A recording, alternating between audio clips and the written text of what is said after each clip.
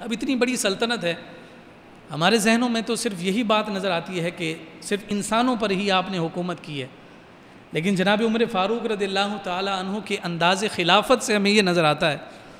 کہ انسان تو انسان رہے، اللہ رب العزت نے حضرت عمر فاروق کو عناصر اربعہ پر بھی حکمرانی اور بادشاہت عطا فرمائی تھی۔ ہوا پر آپ کا حکم چلتا تھا، پانی پر آپ کا حکم چلتا تھا، آگ پر آپ کا حکم چلتا تھا، زمین مٹی پر آپ کا حکم چلتا تھا، اور اس کے کتنے ہی مظاہر ہمیں آپ کی شخصیت سے نظر آتے ہیں۔ کبھی ہمیں نظر آتا ہے کہ آپ جمعہ کے دن خطبہ دے رہے ہیں اور خطبہ دیتے دیتے بات کو روک کر جملہ معترضہ کہتے ہوئے، یعنی اپنے موضوع سے ہٹ کر ایک جملہ کہتے ہیں، یا ساریہ الجبل۔ تو نہاون میں جنگ لڑی جا رہی تھی، 1 مہینے کی مسافت تھی، اگر کوئی شخص جو ہے اپنی سواری پر سفر کرے تو 1 مہینے کے بعد نہاون پہنچے، آپ نے یہاں یہ حکم ارشاد فرمایا، اور جناب ساریہ جو اس لشکر جو وہاں نہاون میں لڑ رہا ہے اس کے سپہ سالار ہیں،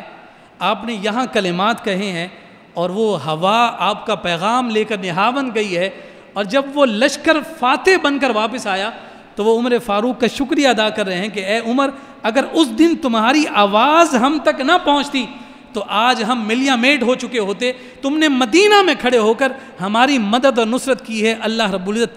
تیری بھی مدد اور نصرت فرمائے۔ پتہ چلا کہ یہاں مدینہ میں کھڑے ہو کر عمر اپنے کلمات کہتے ہیں، اور وہ کلمات ہوا جو ہے پیغام لے کر نہاون کی سرزمین تک پہنچتی ہے۔ پھر ہمیں یہ بات نظر آئی کہ مدینہ المنورہ کے مضافات میں ایک جگہ بہت بڑی آگ لگ گئی، اور وہ آگ بہت تیزی کے ساتھ مدینہ منورہ کی جانب بڑھ رہی ہے۔ آ کر پیغام دیا گیا کہ امیر المومنین مصطفیٰ کے شہر کی جانب آگ بڑھتی چلی جا رہی ہے، اندیشہ ہے کہ اگر ہم نے کوئی حفاظتی تدبیر اختیار نہ کی تو اس آگ سے ہم بچ نہ سکیں گے۔ جناب عمر فاروق مطمئن تھے، اور مطمئن ہونے کے ساتھ ساتھ جو پیغام لے کر آیا اسے اپنے کندھے سے چادر اتار کر دے دی، اور فرمایا جاؤ اور آگ کے قریب جا کر میری اس چادر کو جو ہے ہلاتے رہنا، وہ آگ اللہ کے حکم سے واپس چلی جائے گی۔ دنیا والوں نے دیکھا کہ عمر کی چادر ہلتی تھی اور آگ اپنا رستہ بدل کر واپس جا رہی تھی، اس سبب سے کہ اللہ رب العزت نے عدل کی وہ خوبصورت میخیں ان کے ذریعے سے زمین میں قائم کر رکھی تھیں کہ پھر عمر بن خطاب کا حکم انسانوں پر ہی نہیں، ہواؤں پر بھی چلتے ہوئے نظر آتا ہے اور آگ پر بھی چلتے ہوئے نظر آتا ہے۔ دریائے نیل کا واقعہ بھی آپ کے سامنے ہے۔ گورنر خط لکھتا ہے کہ جناب جب تک اس دریائے نیل میں زیوروں سے لدی ہوئی عورت نہیں ڈالی جاتی تب تک یہ پانی جاری نہیں ہوتا۔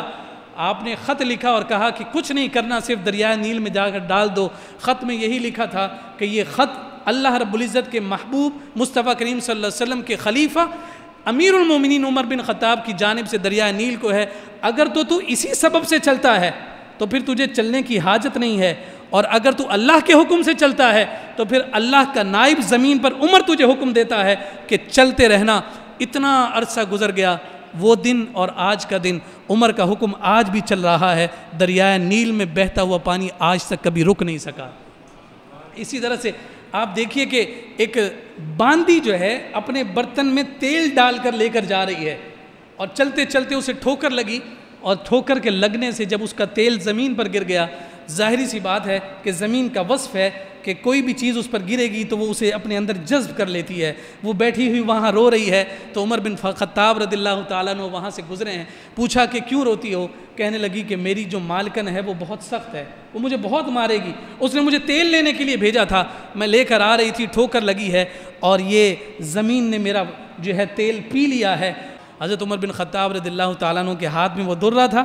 زمین پر مارا اور فرمایا کہ اے زمین، کیا میں تجھ پر انصاف نہیں کرتا کہ تو نے ایک باندی کا تیل جو ہے وہ پی لیا ہے؟ عمر تجھے حکم دیتا ہے کہ اس کا تیل واپس لوٹا دے۔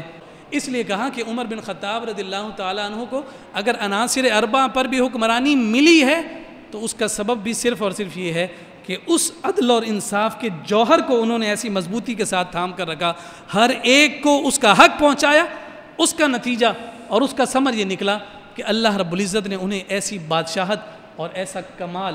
عطا فرمایا تھا۔